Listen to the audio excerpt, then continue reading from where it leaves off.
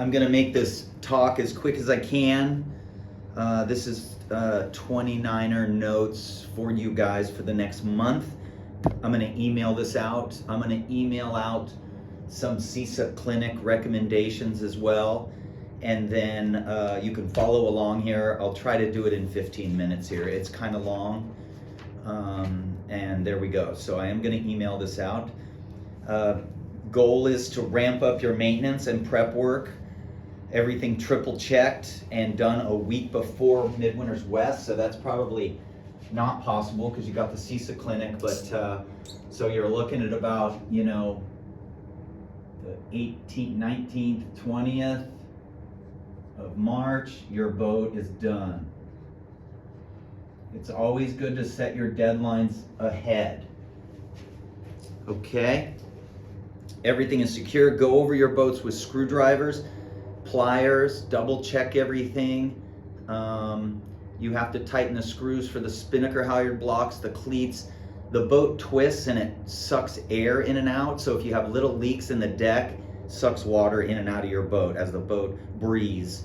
So you got to make sure all that stuff is snug. Make sure your mast tracks are secure. If not, you got to really get on that in the next 2 weeks.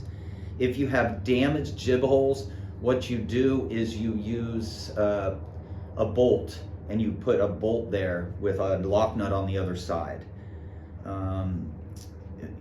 Sometimes we've drilled another hole next to, usually slightly outboard of the middle hole, but that's another question for somebody else.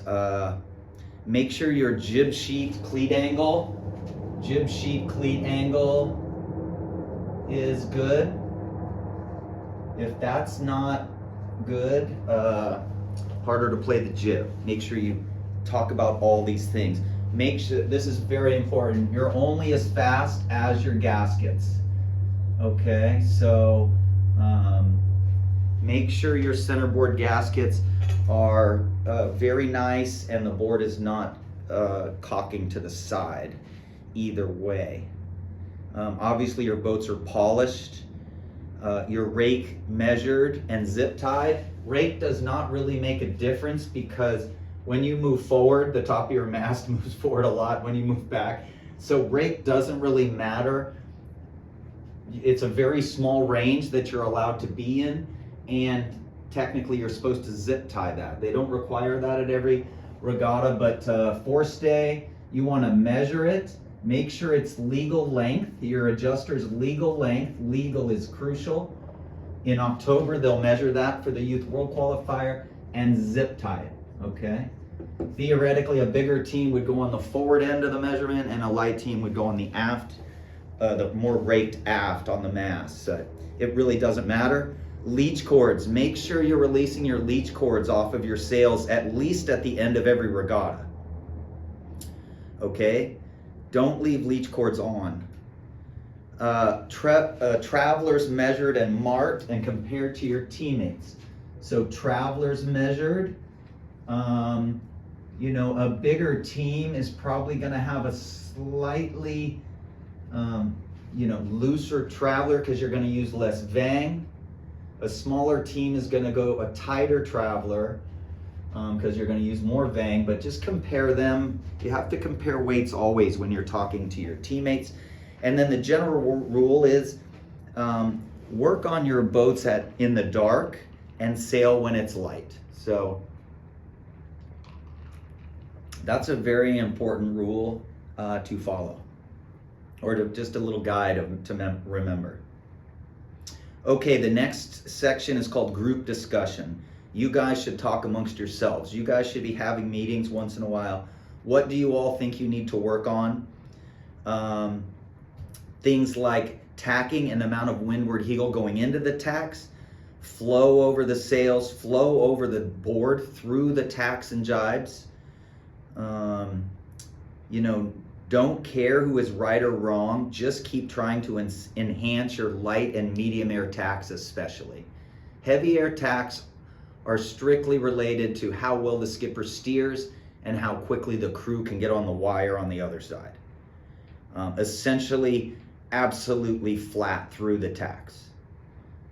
not trying to do any sort of heeling or anything through the tacks at all. It's trying to keep the boat in heavy air right on the saucer shape of the hull as you go through, and not getting too much heel. As soon as you heel too much, you create an enormous amount of drag, an enormous amount of rudder drag. Let's see. What's the next one on the list there? Oh yeah, the Youth Worlds qualifier is in October, so you guys should start talking about, plans, obviously, which your parents will do, but you guys should be talking about plans as well, about what you want to do when you get there, and things, how you want to get there. The next one says limit the number of coaches. I do think that we all run the risk of getting advice from 8 or 9 coaches a year. You have to be very careful, and sometimes you have to rely on yourself to establish your style and how your confidence is and how you're going to approach events. And a lot of coaches is okay. 8 or 9 coaches a year, I think, might just create confusion. And then the next one is measure progress. You guys should be talking about, things that you're getting better at, and taking accountability, having those discussions with your teammates and other people in the group about, when we're starting, I feel like I'm jumping out, but I'm being told not to jump out. How do you guys do it? And, downwind, I feel like I'm not trimming the kite well, taking accountability for what you might not be doing well, and using your teammate and teammates, of kind of knowing how to communicate, how to measure your progress. Okay, the next section is general. So obviously over the next month, you want to keep working on your pre-race routines and your race communications being as clear and concise as they can be. Try to shorten your communication. Use only the minimal number of words that you need to. We must always remember that our partner's not trying to make mistakes, so we have to consciously not add judgmental angles to our communications. We have to be, no matter where we are, we're going to be clear, concise. When we're capsized and turtled, we're going to be, okay, both of us on this side, you hang out, I'll grab onto you. Whatever it is, it's just very clear, concise, no matter how or good or bad it's going. The next one is you should all be searching for that next 30 or 40 seconds per race. So you should be striving to a higher level, something that's more than the people you're competing against. Trying to imagine that what you're competing against is at a next level above what you are competing against. And 30, 40 seconds a race, many people can get those. I mean, I'd say you guys are starting quite well, but many can get 15 of that, or 20 or something, just right there at the beginning of the first 100 yards. So keep striving for more there. The next line item, sail smart and clean, no hitting the pin, no hitting marks, no hitting other boats. When you do those things, we don't dwell on them, immediately moving on. That's part of sailing smart, okay? Let's see. Next one is focused on coming off the line and being very hard to beat. I know that sounds kind of cliche or hokey or whatever, but you always must have that as your mindset. Hard to beat, man. Every time other teams look, there you are. Every time. When you're getting ready to jibe, you look back and you see that they see you ready to pounce. So that's a really important confidence. Just cue words that remind you of what you're doing out there. You are hard to beat, all of you guys. The next line item is collaborate and share. Obviously, just sharing information. Again, the Moth Worlds, the two first and second place were the training partners of each other. There's been Olympic laser world championships where 2 Australians, they were training partners and they got first and second. They shared information. I think there are times where you don't share information, like you just go a couple weeks where you just do your own thing and try new things, and you might be fast, you might be slow, and you don't tell everybody, but then after 3 weeks you come back and you say, okay, this is my setup. This is where I'm at in 0 to 3 knots. This is where I'm at in 4 to 6 knots, in that. But it's okay to hold back a little and not share information for a couple weeks and here and there, because we don't want to do everything the same as each other all the time. We don't just copy. We copy and then we try to build upon that. We try to improve that. The next one on the general section is, we should all take pride if one of our teammates qualifies for the Youth Worlds, because without you, likely they are not going there. We're only as strong as our group, collective, our community. And if somebody in our group wins the men's or the women's or both, we should all take pride in that, because it's likely they wouldn't have done it with fewer teams and less collaboration. Okay, the next one in general is, I'm recommending consistent training partners, 2 or 3 boats. Speed testing, after every 3 speed tests, you switch positions. So you speed test here, after 3, this boat goes to leeward, and keep doing that over and over and over and over again. And working out who is calling our speed, who is looking back and looking around and helping guide us. It's probably a combination of both, but it's who is guiding us, like we're, higher and faster, same speed? Do we have a net loss or a net gain? Okay, next one, compass use during speed testing. It's very important that you start using your compasses during speed testing, because you start a speed test here and your heading is 175 on the compass, so we're headed almost south. So here we are, and then we speed test, and all of a sudden it looks like this. So the boats went, and your skipper's like, oh my gosh, we're slower. But then you say 168, and immediately we both know that we are 7 degrees headed during the speed test. So it's going to appear that the leeward boat gains, and vice versa. We're speed testing, we look, oh yeah, 181. Oh man, we're really fast. We're not really faster. We did gain, but we're not really faster. If we get headed and we go back to a 175 heading, and here we are in the exact same position we started, we know we're equal speed. So I can't go in too much. I'm trying to keep this short, but start using your compasses during speed testing. Downwind speed testing, stay out of slow death. Work extra hard on soak mode, and then transitioning between soak mode and heat mode. But one thing that really irritates me is a boat will jibe with their spinnaker, and one of us is over here, and we will come and we will lee stern them, okay? The bad air that's coming off this direction, right off their boom, goes on for quite a long ways. So make sure you don't, this is slow death position. You will eventually have to go higher than them. So you just wasted all of that distance too, which is more than a boat length in this case at least. You've wasted extra distance to get into this position. Okay, so don't be jibing behind and astern of people at all. And sometimes you might have to overstand slightly to get away from that gap. 6 boat lengths that gap, 5 boat lengths, 4 boat lengths at least, within 4 boat lengths of that boat. So any boat that is on this line within 4 boat lengths all the way to there is probably going to have their wind affected. Okay. I think you guys should be doing 10 to 20% of your overall sailing. Hopefully you can see this on the camera. Let me put this in here somewhere.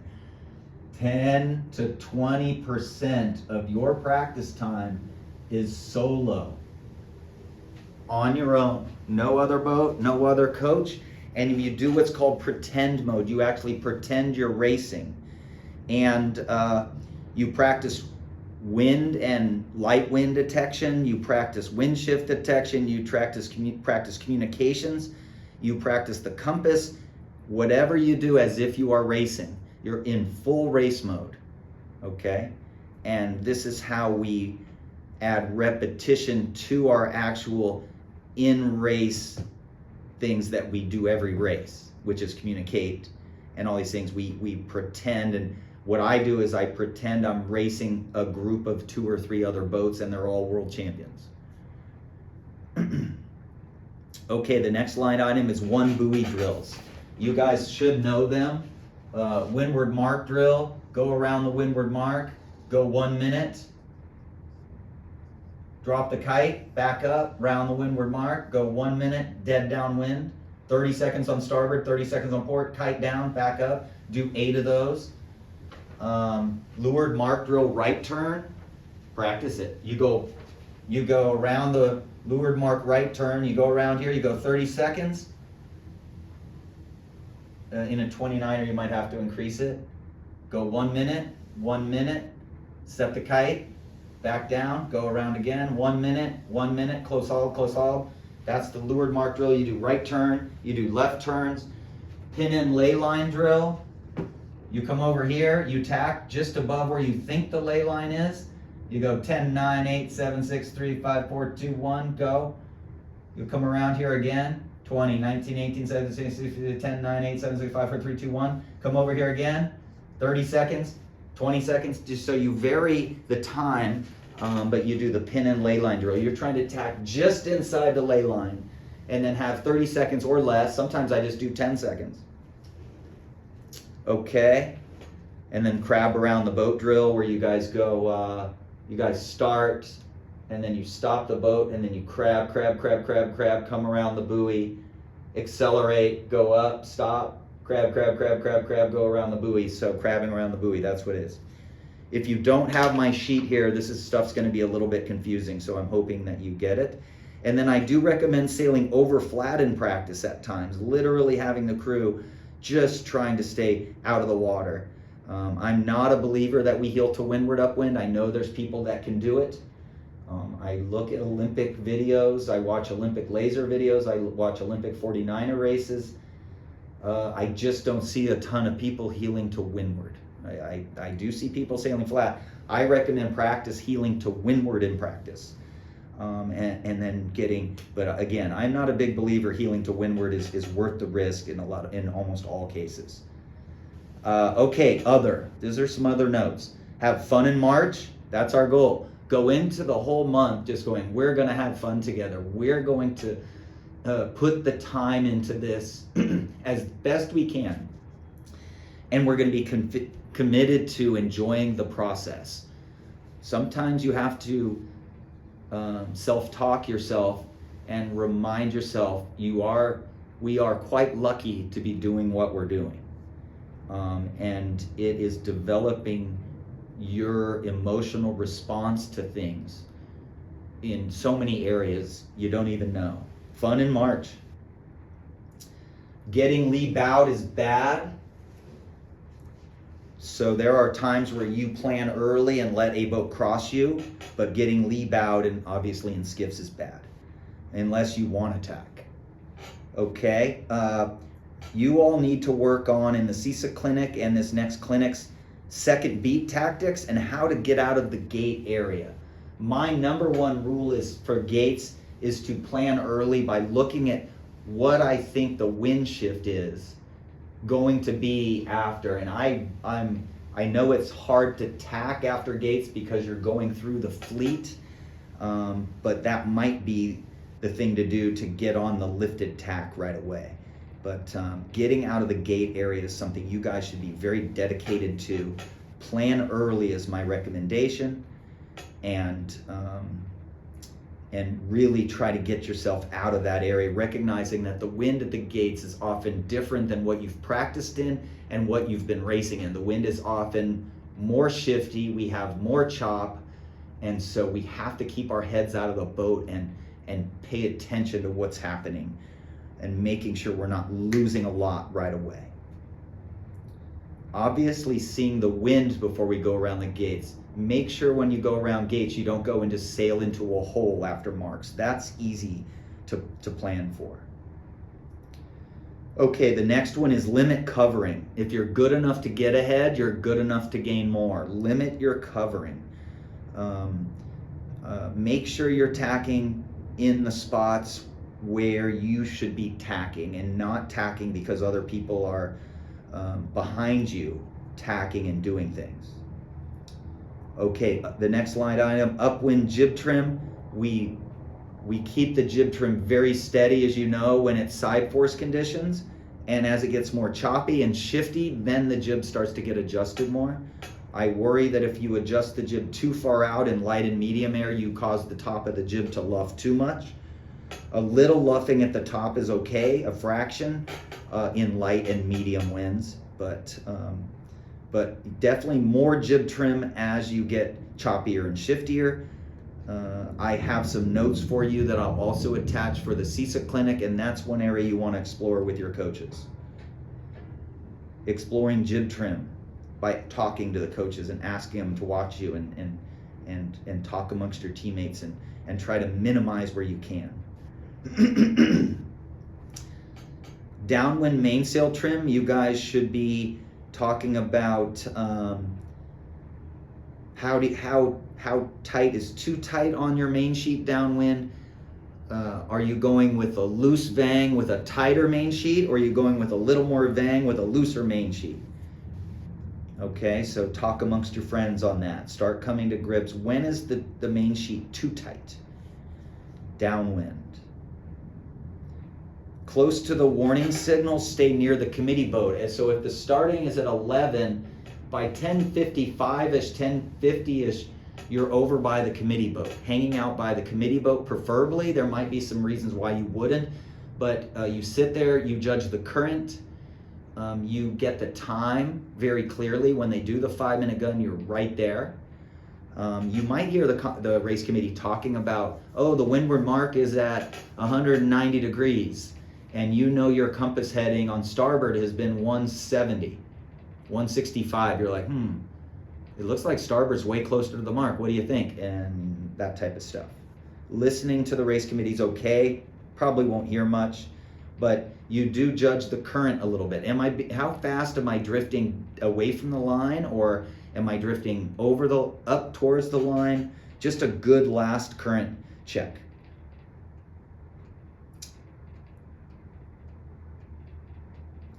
Next one, check in every day, whether you're required or not. Every single day, you should check in whether it's required or not when you go out for anything.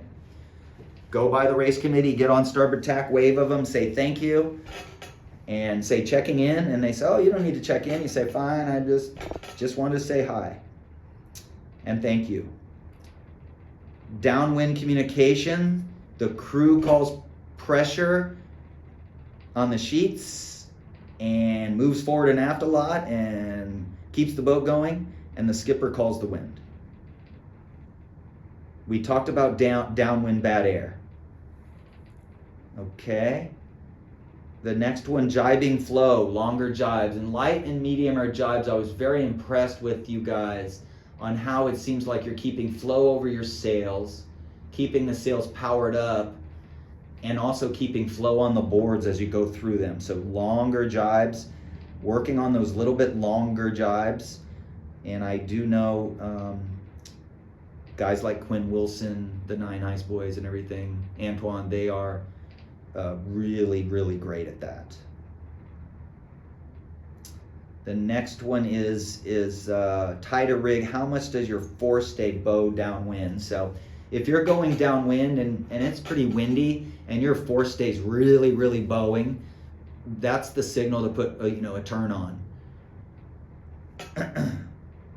I'm a big believer that the shroud tension does not make a max difference. I look at the forestay sag on some of these world championship teams, and it seems like there's a lot of forestay sag. But your indicator is if your forestay is bowing a lot and sagging a lot downwind, you probably need a little tighter rig.